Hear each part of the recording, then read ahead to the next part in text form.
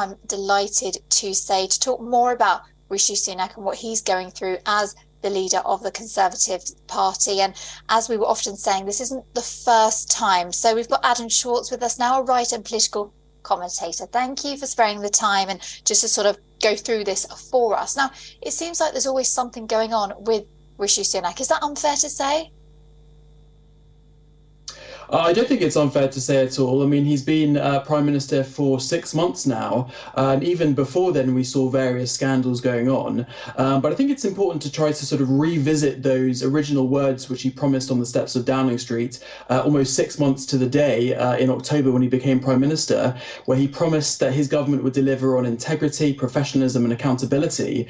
Now, I think this specific investigation, which is looking into his personal potential non-disclosure of financial interests, certainly doesn't play very well to that. I think, the story ultimately cuts to the heart of Rishi Sunak's family's wealth, which I think everyone knows is very vast. And, he's probably the wealthiest prime minister in history.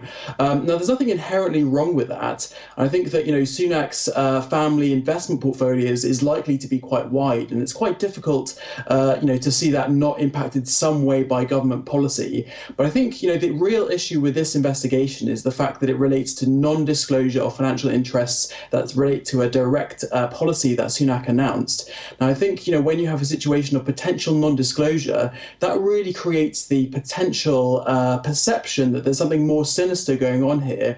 The idea that he potentially may have been sort of abusing state power given to him to govern for sort of personal financial benefit.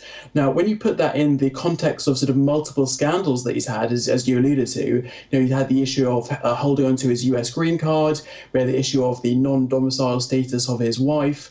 Then I think you have the potential for an image problem, which certainly the kind of opposition Labour Party in the UK will likely seize on. But I think there's sort of a wider issue going on here as well, which is really relates to the kind of UK political system, which is quite vulnerable, I think, to abuse, because to some degree it's sort of self-regulatory. It requires politicians to sort of check their own homework, in a sense, certainly compared to other countries which have more independent processes for this sort of thing.